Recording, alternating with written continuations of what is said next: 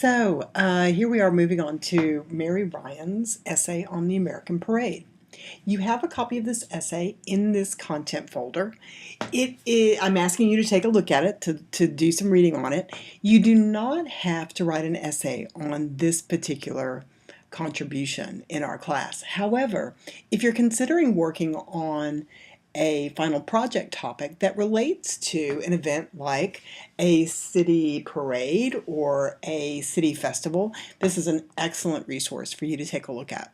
Mary Ryan is working on the invention of the parade as an American ideal, and she helps us to take a look at the American city and its development in the 19th century.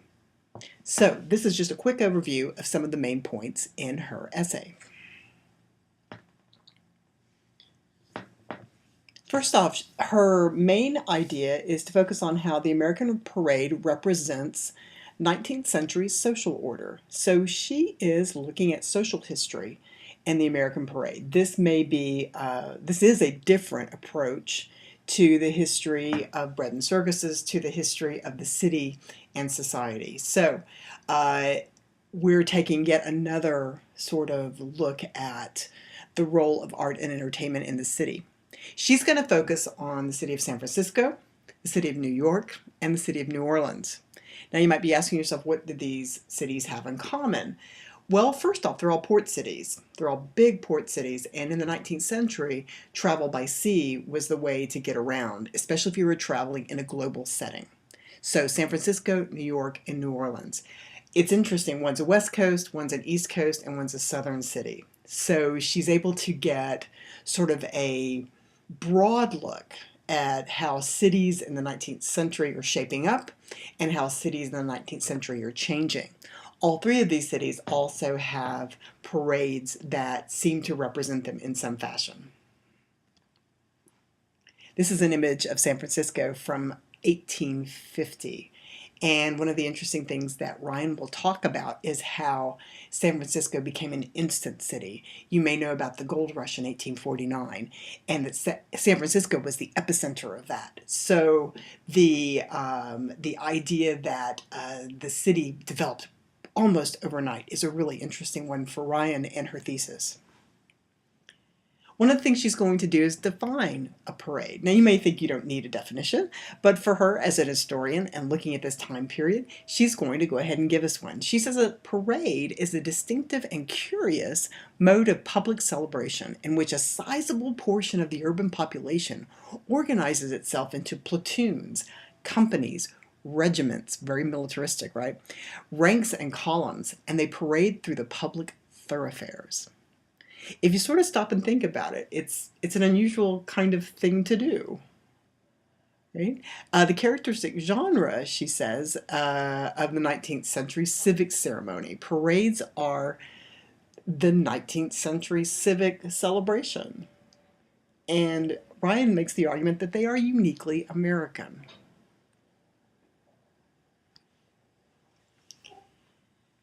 She also likes to look at parades as historical documents.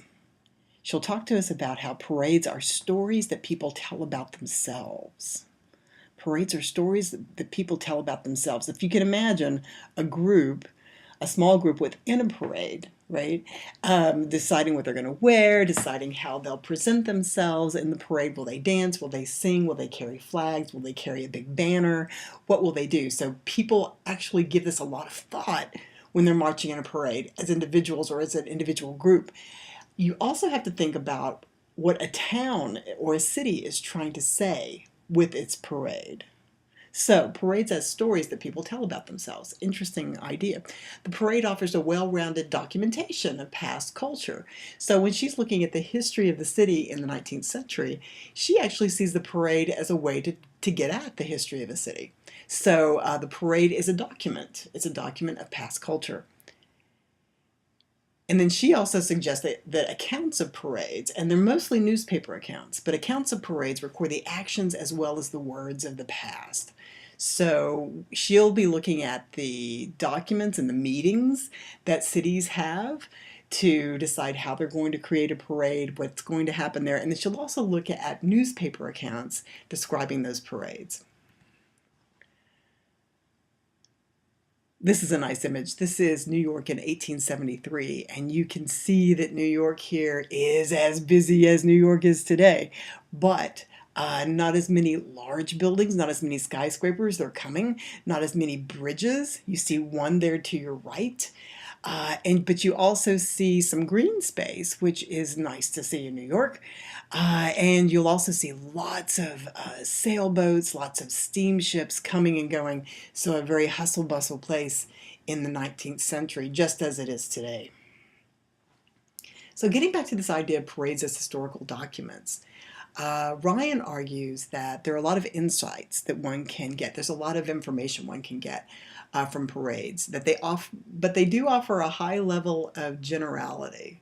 So when you're looking at a parade, as you might imagine, it's an event that happens, but there's only so much you can glean from a parade. So she's going to tell you, you can't know everything about a city, but you can know some general things, some general ideas.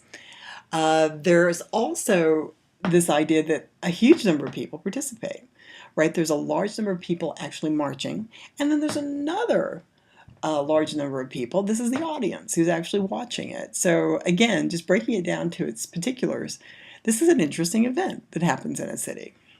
Parades reflect public consensus. People have to agree that we want a parade, and people actually have to agree to participate, and people actually have to come out and watch. So whether it's celebrating the 4th of July or celebrating the opening of a new canal, as Brian discusses in New York, the first parade she can find is celebrating the opening of the Erie Canal.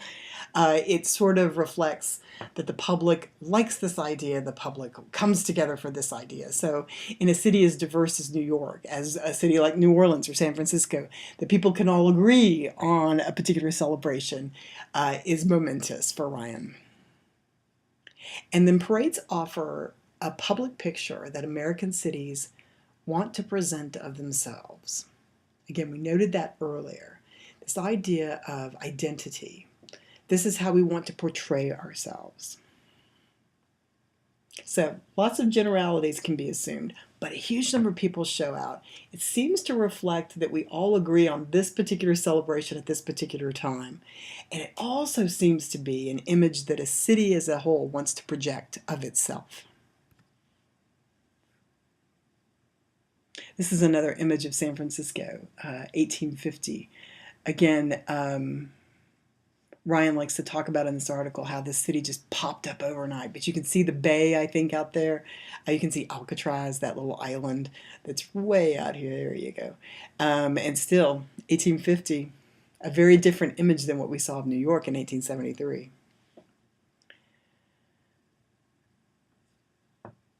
So moving forward on her idea of parades in the city, so she's defined them. She's tried to discuss them as historical documents. And now she's trying to show, okay, even though these cities may be different and they may have different ideas of parades, they all seem to have similar qualities. First off, they're all organized in separate marching units. Boom. So it's very militaristic. They enroll a large portion of the city's population. You have to have a lot of people to march in order to have a nice parade, right? And that she suggests there are very few restrictions. There are certain restrictions, to be sure. And what's key to Ryan is that these restrictions tend to indicate what's going on in the city, culturally, socially. So for example, women rarely appear in parades, but they're always in the audience.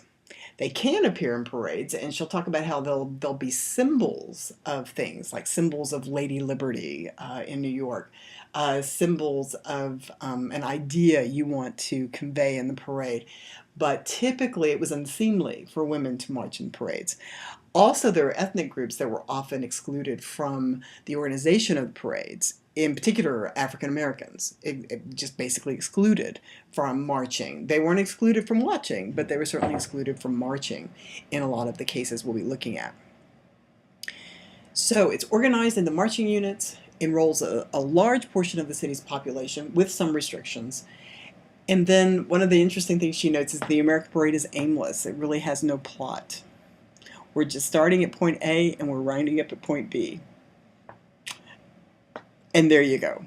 right? The American parade, she said, seemed to be a march for the sake of marching, as well as for the display of the ordinary citizens who marched. So it's celebrating the ordinary citizens, it's marching for the sake of marching, and that seems to be it. I know that seems kind of simple, but it's an unusual event, and it does seem to be typically American.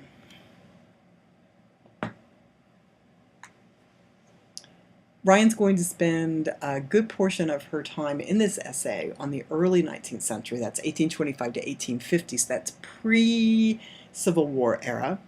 And in particular, she'll note that during this time period, the population size of a lot of our American cities grew tremendously. So New York's population grew 7 times to a figure of 1.2 million. Now, you know, today that figure is well over 8 million, but still, this was our largest city in the 19th century, still our largest city today. New Orleans' population tripled during the same time period, and as we've already said, San Francisco became an instant city of 50,000 people in just 1 year. Population growth included in the 19th century for Europe an influx of immigrants. This is another feature of 19th century U.S. history. And as we've said already, note that all of these cities are port cities, and the 19th century is an age of seafaring. So population growth in our biggest cities, just over the top, supported by immigration. So a big influx of immigration into New York, New Orleans, and San Francisco.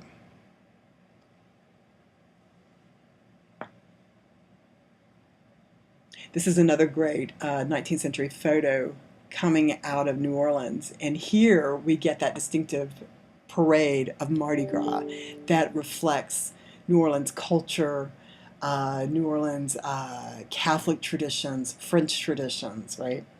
So again, we can see how a parade can be very distinctive to a city.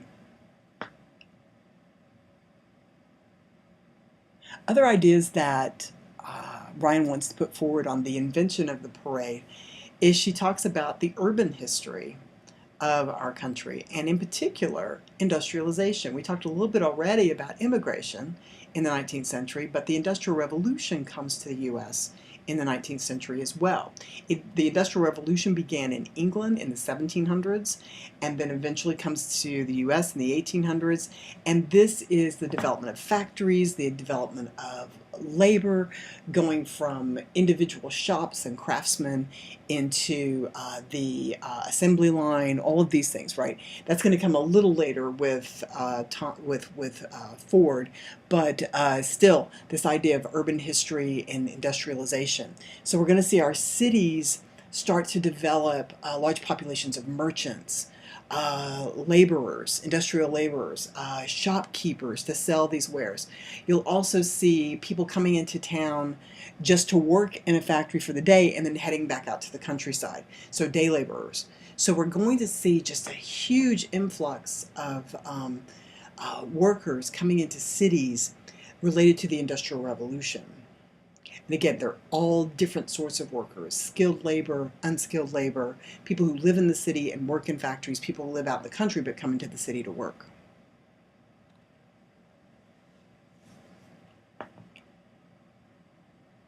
So these amazing changes in American cities, the rise in population, the rise in industrialization, the rise in immigration, right, that really made America what it is today, this industrial giant that we are.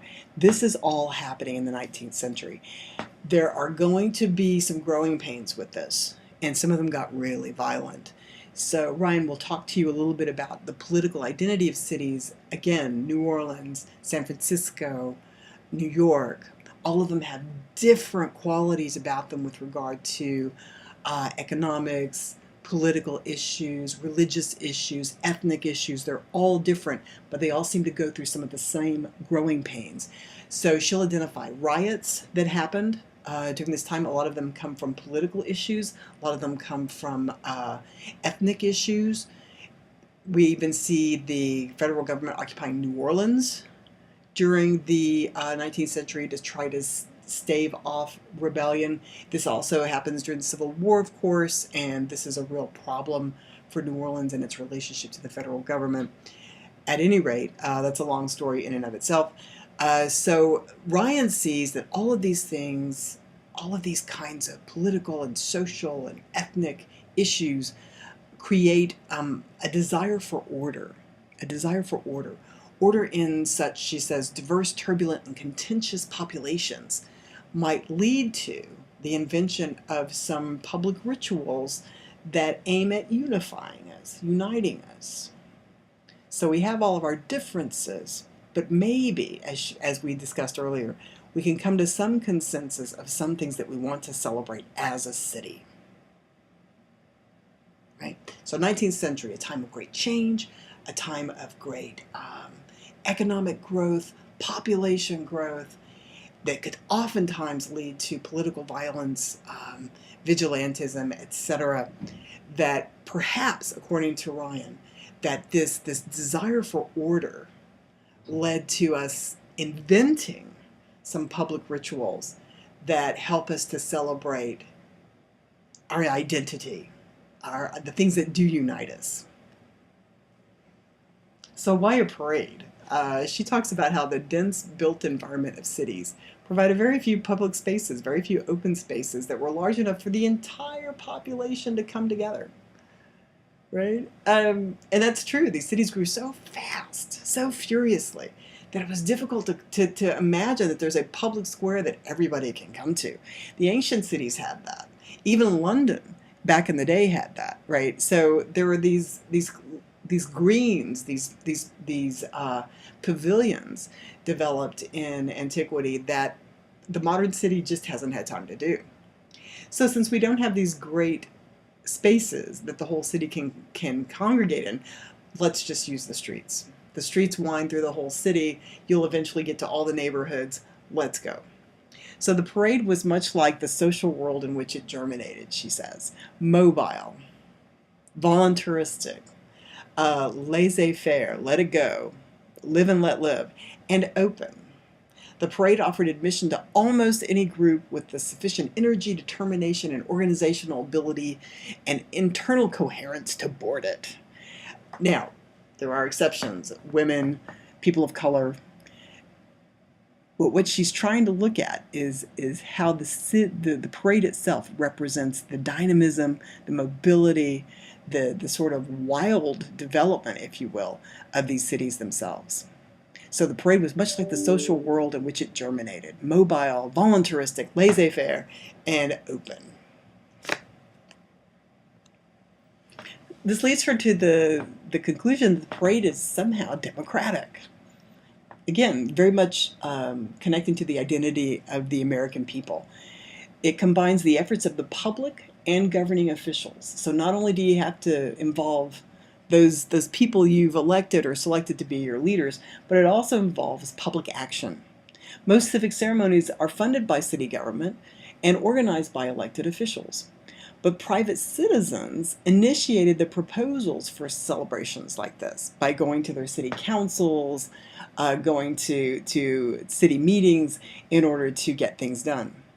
Open meetings, and oftentimes these were, offered anyone, almost anyone, the opportunity to march.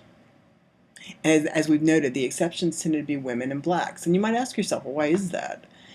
And it has a lot to do with 19th century attitudes.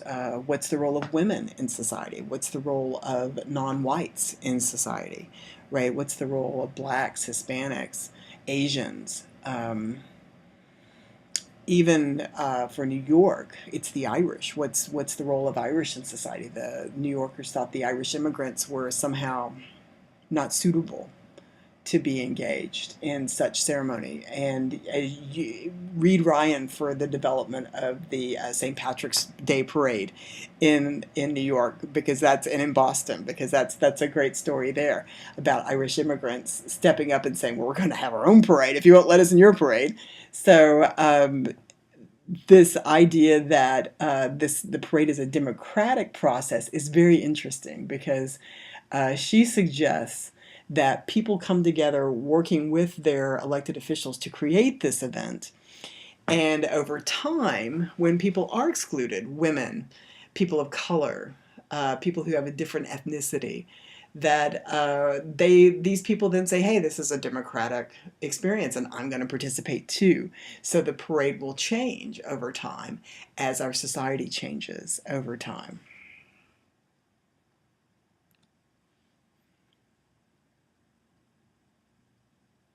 One of the interesting quotes from her work is, the parade constitutes the public ceremonial language whereby 19th century Americans made order out of an urban universe that teemed with diversity and change.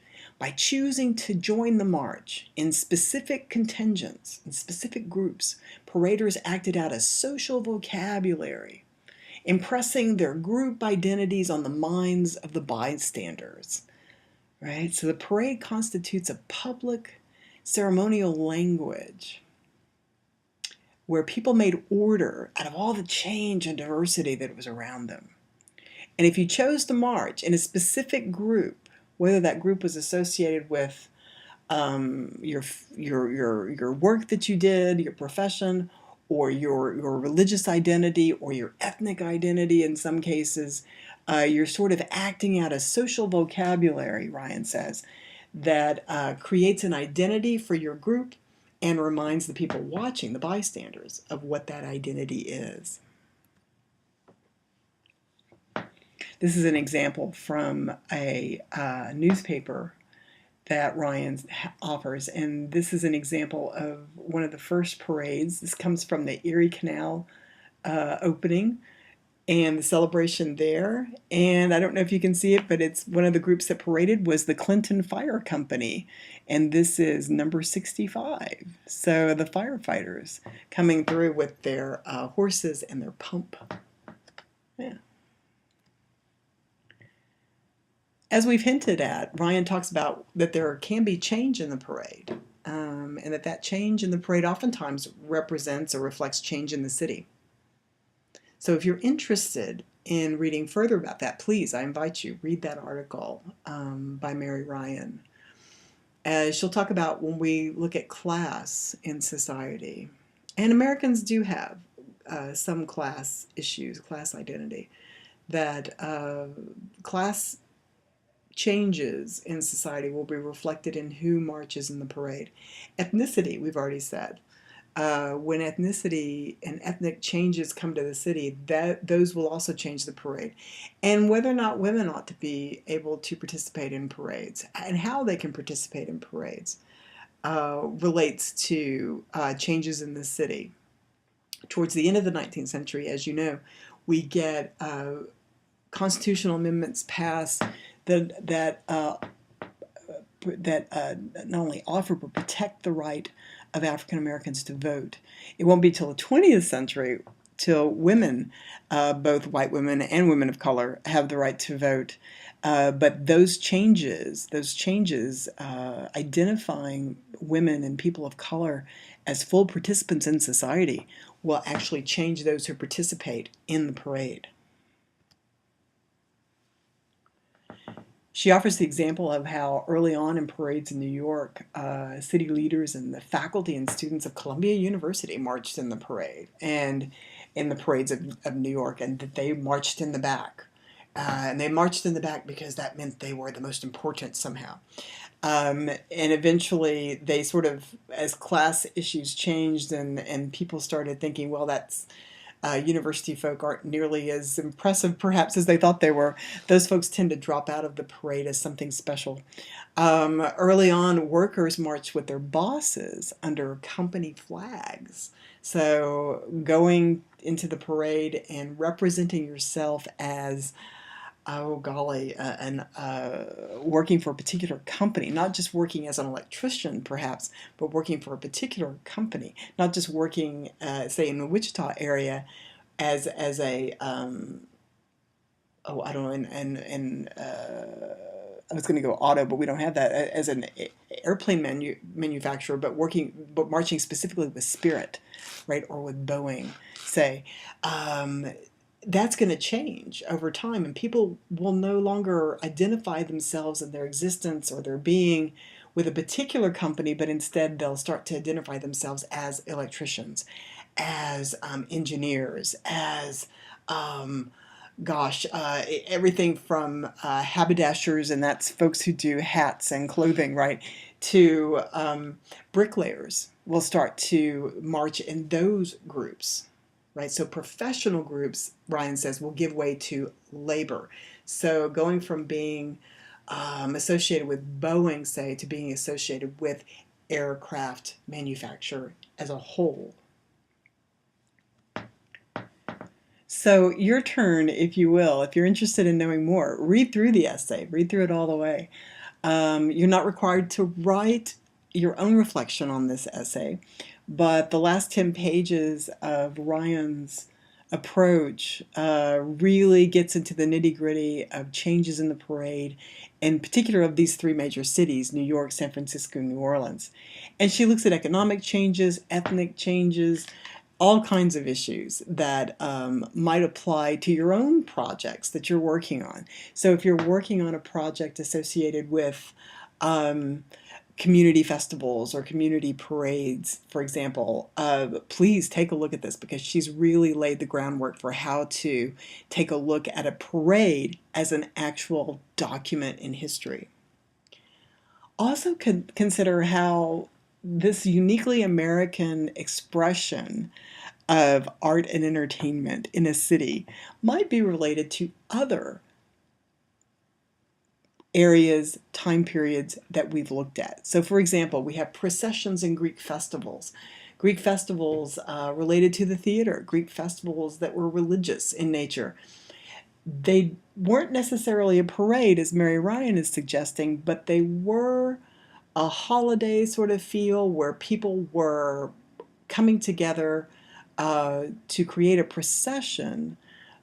Almost always, this procession had a point. Mary Ryan talks about how American parades maybe didn't have a plot. These Greek processions had the point that we're celebrating something religious and we're walking to the temple and we're doing something ritualistic, right? You also have, in British royalty, you've got Elizabeth I and her coronation parade. We may have taken a look at that. I can't recall there's something about British royalty having to present themselves to the people. The people needed to see them alive. The people needed to know that they were reigning. We just had recently some royal marriages in the British Empire, and there's something about putting that married couple in an open carriage and having them ride through the community so that the people know that the marriage has taken place, because they're not typically invited into the chapel for that wedding. So you have to make a public celebration out of it. So there's something similar.